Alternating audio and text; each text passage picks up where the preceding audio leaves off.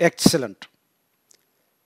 Firebase cloud messagingல முக்கியமாக நம்ம basic concept நம்ம வந்து தெரிஞ்சுக்கணும். இந்த கான்செப்ட் நல்லா உங்களுக்கு புரிஞ்சிச்சு அப்படின்னா FCM அப்படிங்கிறது ரொம்ப ரொம்ப ஈஸி. சரி, இப்போது என்னைக்காவது நீங்கள் வந்து யோசிச்சிருக்கீங்களா, மொபைலில் நம்ம மூவிங்லேயே இருக்கோம், எப்படி நம்மளால் வந்து ஈஸியாக எங்கேயோ இருந்து ஒருத்தர் கூப்பிடுறாரு, உடனே அது எப்படி நம்மளை ரீச் ஆகுது? எப்போவாது யோசிச்சிருக்கீங்களா? ஸோ இது ரொம்ப ரொம்ப முக்கியமான ஒரு விஷயம். இந்த கான்செப்ட் நம்ம தெரிஞ்சுக்கிட்டோம் அப்படின்னம்னா தான் நம்ம ஃபர்தராக எப்படி வந்து இந்த FCM வேலை செய்யுது, அதனுடைய முக்கியமான பெராமீட்டர் என்ன, அதை நம்ம மிஸ் பண்ணாமல் இருக்கோமா, நம்ம கோடிங்கில் மிஸ் பண்ணாமல் இருக்கோமா அப்படிங்கிறது நமக்கு புரியும். இந்த எண்டில் ஒரு மொபைலில் ஒருத்தர்கிட்ட இருக்கு, எங்கேயோ வேற ஒரு ஊரில் ஒரு மொபைல் வச்சுருக்காரு ஒருத்தர். இங்கேருந்து ரிங் அடித்தா எப்படி இவங்க ரெண்டு பேரும் கனெக்ட் பண்ணி பேசிக்கிறாங்க, எப்படி வந்து காற்றுல வந்து எப்படி வந்து இந்த கனெக்டிவிட்டி நடக்குது? ஸோ இதுக்கு பின்னால் ஒரு மிகப்பெரிய நெட்வொர்க்கே இருக்கு. ஸோ அது என்ன அப்படின்னா இந்த BTS அப்படின்னு சொல்லுவாங்க.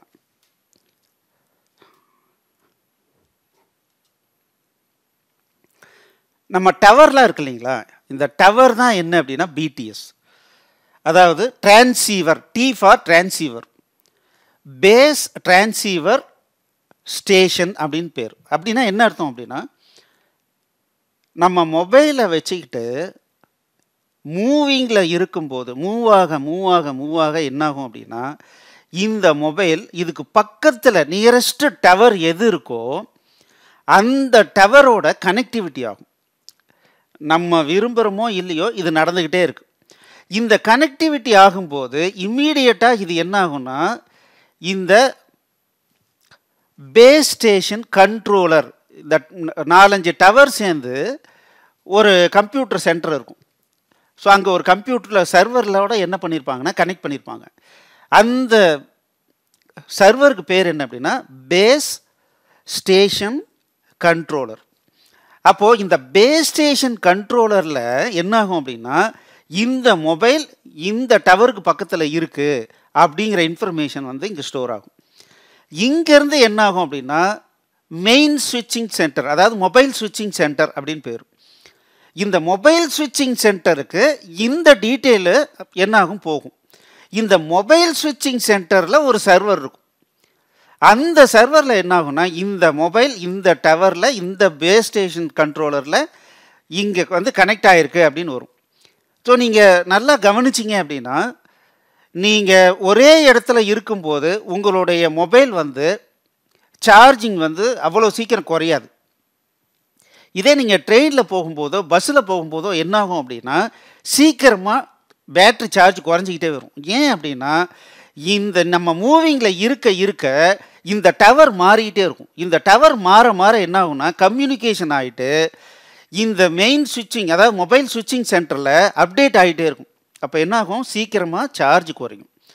அப்போது இங்கே இருக்கிற ஒரு மொபைல் இருக்கு இல்லைங்களா, இந்த மொபைலும் எப்படி இருக்கும், அதுக்கு பக்கத்தில் ஒரு BTS இருக்கும், அதுக்கு பக்கத்தில் ஒரு BSC இருக்கும், அது MSCயோட கனெக்டிவிட்டியாக இருக்கும். ஸோ இது பார்த்தீங்க அப்படின்னா சப்போஸ் இது சிங்கப்பூரில் இருக்கலாம், ஸோ இது வந்து இந்தியாவில் இருக்கலாம், எப்படி இருந்தாலும் சரி. இப்போது இந்த கனெக்டிவிட்டி இப்போ இவர் வந்து ஒரு கால் பண்ணுறாருன்னு வச்சுங்களேன், இவர் ஒரு நம்பர் போட்டு இந்த நம்பர் போட்டு கால் பண்ணாருன்னா என்ன ஆகுது அப்படின்னா இந்த மொபைல் ஸ்விட்சிங் சென்டர் என்ன ஆகுதுன்னா PSTNோட கனெக்ட் ஆகிருக்கு, அதாவது பப்ளிக் ஸ்விட்சிங் டெலிஃபோன் நெட்வொர்க். ஸோ இது வந்து கேபிள் வழியாக வந்து கனெக்ட் ஆகிருக்கு. ஸோ இது அண்டர் கிரவுண்ட் கேபிள் வழியாக உலகம் ஃபுல்லாக கடல் கடந்து இந்த கேபிளிங் நெட்வொர்க் இருக்குது. ஸோ அப்போ என்ன ஆகுன்னா இந்த பர்டிகுலர் இவருடைய நம்பர் அடித்த உடனே நேராக MSCயில் போய் ஒரு ரெக்வஸ்ட் போடும், நான் இந்த மொபைல் நம்பரை கான்டாக்ட் பண்ணுன்ட்டு. இது என்ன பண்ணுன்னா இந்த மெயின் ஸ்விட்சிங் சென்டர்லேருந்து நான் இந்த நம்பருக்கு அனுப்புகிறேன்னு சொல்லிட்டு PSN வழியாக அனுப்பிச்சதுன்னா அந்த மெயின் மொபைல் ஸ்விட்சிங் சென்டர்லேருந்து இது எங்கே இருக்குது அப்படின்னு தெரிஞ்சிடும். ஓகே, இந்த மொபைல் இந்த ஏரியாவில் இருக்குது அப்படின்னு தெரிஞ்ச உடனே அது வழியாக பாஸ் ஆகி டவர் வழியாக டேட்டா வந்து இவருக்கு ரீச் ஆகிடும். பக்கத்தில் நியரஸ்ட் டவர் வழியாக வந்து என்னாகும் அப்படின்னா இந்த மொபைலில் அந்த கம்யூனிகேஷன் நடக்கும். ஸோ இவ்வளவு தாங்க. ஸோ இந்த மாதிரி ஒரு மிகப்பெரிய நெட்வொர்க்கு செட் பண்ணியிருக்காங்க. இந்த செட்டப்பில் தான் என்ன ஆகுதுன்னா நம்ம எங்கே போனாலும் இந்த மொபைல் வந்து நம்மளால் பேச முடியுது. சரி, இதில் முக்கியமான பெராமீட்டர்ஸ் என்ன இருக்குது அப்படின்னா இம்சி நம்பர், இமி நம்பர்னு சொல்லுவாங்க. இந்த எஸ்ஐ அப்படின்றது என்னென்னா சிம் ஐடென்டிஃபிகேஷன் நம்பர், இஐ அப்படிங்கிறது மொபைல் எக்யூப்மெண்ட் ஐடென்டிஃபிகேஷன் நம்பர். அதாவது ஒவ்வொரு மொபைல் மேனுஃபேக்சர் பண்ணுறவரும் ஒரு யூனிக்கான ஒரு நம்பர் கொடுக்குறாரு. அதே மாதிரி ஒவ்வொரு சிம்முக்கும் ஒரு யூனிக்கான நம்பர் இருக்குது. இந்த நம்பரை வச்சு தான் என்ன ஆகும் அப்படின்னா ட்ராக்கிங் ஆகும். இந்த சிம்முக்கு நான் எந்த மொபைல் நம்பர் வேணாலும் மாற்றிக்கலாம், பேர் பண்ணிக்கலாம், அது பேரிங்னு சொல்லுவோம். ஆனால் சிம் அப்படிங்கிறது யூனிக்கானது. இல்லை, ஒருத்தர் வந்து மொபைலை திருடிட்டு போயிட்டாருங்க. திருடிட்டு போயிட்டு சிம்மை தூக்கி போட்டு வேறு சிம்மில் பேசுகிறாருன்னு வச்சிங்களேன், மொபைல் எக்யூப்மெண்ட் ஐடென்டிஃபிகேஷன் மாறவே மாறாது. ஸோ நம்ம போலீஸ் ஸ்டேஷனில் போய் என் மொபைல் காணாமல் போச்சுன்னா அவர் என்ன பண்ணுவார்னா இந்த மொபைல் நெட்வொர்க்கில் வந்து கம்ப்ளைண்ட் கொடுத்துருவார். இந்த எக்யூப்மெண்ட்லேருந்து எப்போ வந்து கால் ரைஸ் ஆனிச்சினாலும் சரி, ரிசீவ் ஆனிச்சினாலும் சரி, இம்மீடியட்டாக கேப்சர் பண்ணி இந்த டவருக்கு பக்கத்தில் இந்த மொபைலை யூஸ் பண்ணிகிட்டு இருக்காங்க அப்படிங்கிற இன்ஃபர்மேஷனை எடுத்துருவாங்க. ஸோ அப்போது இந்த இம்சி, இமி, டவர் இந்த 3 ஐடென்டிஃபிகேஷனை பேஸ் பண்ணி தான் என்டையர் மொபைல் நெட்வொர்க்கும் ஆப்ரேஷன் ஆகிட்டுருக்கு. சார், இதுக்கும் ஃபயர்பேஸ் க்ளவுட் மெசேஜிங்க்கும் என்ன சார் சம்மந்தம் அப்படின்னா ரொம்ப ரொம்ப சிம்பிளுங்க. இப்போது ஒருத்தர் வந்து இமெயில் அனுப்பணும் அப்படின்னா ஒரு email ID, unique email ID தேவைப்படுது. சரிங்களா? இந்த இமெயில் ஐடி இப்போ பார்த்தீங்கன்னா இங்கே ஒரு சர்வர் இருக்குது, சென்டர் ஒரு சர்வர் வச்சுருக்கார். நான் இந்த இமெயில் ஐடிக்கு நான் வந்து ஒரு மெசேஜ் போட்டேன்னா அது ஒரு சர்வருக்கு வந்துட்டு அந்த சர்வர்லேருந்து அந்த பர்டிகுலர் பர்சனுக்கு போய் ரீச் ஆகிடுது. அப்போ இந்த யூனிக்னஸ் என்ன? இமெயில் ஐடிங்கிறது யூனிக்னஸ். அதே மாதிரி ஒரு மெசேஜ் ஒரு ஆள் எங்கேயோ சுற்றிக்கிட்டு இருக்கான், அவனுக்கு ஒரு நோட்டிஃபிகேஷன் போகணுன்னா என்ன முக்கியமாக தேவைப்படும்? அவனுடைய மொபைல் ஐடென்டிஃபிகேஷன் வேணும், அந்த மொபைலில் எந்த ஆப்புன்ற ஐடென்டிஃபிகேஷன் வேணும். இந்த 2 ஐடென்டிஃபிகேஷனும் இருந்தால் தான் கரெக்டாக அந்த மொபைலுக்கு அந்த ஆப்புக்கு ட்ரிகர் பண்ண முடியும். அந்த ட்ரிகரிங் ஆக்ஷன் என்னன்னு சொல்கிறான்னா யூனிக் ஐடென்டிஃபிகேஷன் என்னன்னு சொல்கிறான்னா எஃப்சிஎம் டோக்கன் அப்படின்னு சொல்கிறான். ஒரு ஆப் அப்படின்னாவே அந்த ஆப்புக்கு ஒரு யூனிக் ஐடென்டிஃபிகேஷன் இருக்கும். அது இல்லாமல் அந்த ஆப்புக்கு ஒரு எஃப்சிஎம் டோக்கன் அப்படின்னு சொல்லிட்டு ஒரு ஐடென்டிஃபிகேஷன் இருக்குது. இந்த டோக்கனை பேஸ் பண்ணி தான் நான் மெசேஜை அனுப்ப முடியும். சரி, இப்போது மெசேஜ் அனுப்பணும், ஒரு மொபைலுக்கு மெசேஜ் அனுப்பணும் அப்படின்னா நான் 2 விதமாக அனுப்பலாம். எப்படின்னா ஃபயர்பேஸ்லேயே என்ன பண்ணியிருக்கான், ஒரு இன்டர்ஃபேஸ் கொடுத்துருக்கான். என்ன, நான் ஒரு டைட்டில், ஒரு பாடி டெக்ஸ்ட்டு இது கொடுத்துட்டு இந்த பர்டிகுலர் ஆப்புக்கு அனுப்பு அப்படின்னா இந்த ஆப்னுடைய ஐடென்டிஃபிகேஷனை பேஸ் பண்ணி அந்த ஆப் எந்த மொபைலில் ரன் ஆகிட்டு இருக்கோ அதுக்கு மெசேஜ் டெலிவரி ஆகிடும். இது ஒரு விதமான டெலிவரி. நம்ம என்ன பண்ணலான்னா வெப் சர்வர்லேருந்து அனுப்பலாம். சே ஃபார் எக்ஸாம்பிள் என்னுடைய டேட்டாபேஸ், ப்ரைவேட் டேட்டாபேஸ் ஒன்று இருக்குது, இதில் சேல்ஸ் ரெப்ரசன்டேட்டிவ்ஸ்லாம் இருக்காங்க. இப்போ ஒவ்வொரு சேல்ஸ் ரெப்ரசன்டேட்டிவ்க்கும் ஒரு மொபைல் இருக்கும்.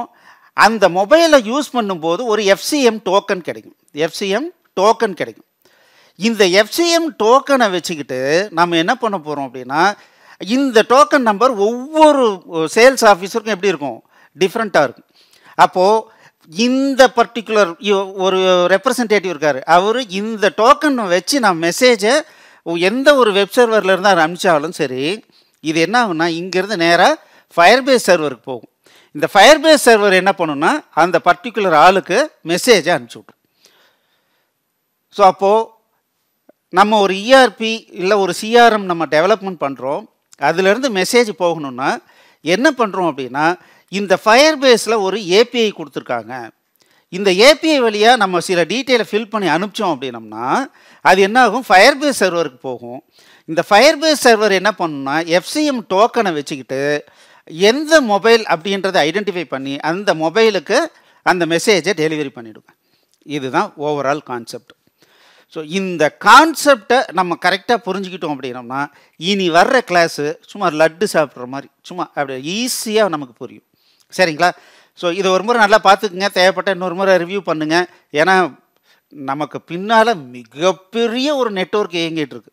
அதில் நம்ம ஒரு கொசு மாதிரி ஒரு சின்ன வேலையை பண்ணுறோம், நம்ம பண்ணுற வேலையை நம்ம ஒரு பெருசுன்னு நம்ம நினைக்கக்கூடாது. ஏன்னா நம்ம ஈஸியாக பண்ணிக்கிறதுக்கு நிறைய வேலை பண்ணியிருக்காங்க. ஆனால் என்ன இதில் ஒரு பிரச்சனை அப்படின்னா, கொஞ்சம் தப்பாக கான்செப்டை புரிஞ்சிக்காமல் நம்ம யூஸ் பண்ணோம் அப்படின்னா தப்பு வந்துருச்சுன்னா கண்டுபிடிக்கிறது கஷ்டம். கான்செப்டை புரிஞ்சுக்கிட்டு நம்ம அந்த வேலையை பண்ணும்போது தப்பு வந்ததுன்னா ஈஸியாக கண்டுபிடிச்சிடலாம். அவ்வளோதான். ஓகே, அடுத்த கிளாஸில் இன்னும் இன்ட்ரெஸ்டிங்கான விஷயங்கள்லாம் பார்க்கலாம். வாங்க. All the best. தேங்க்யூ.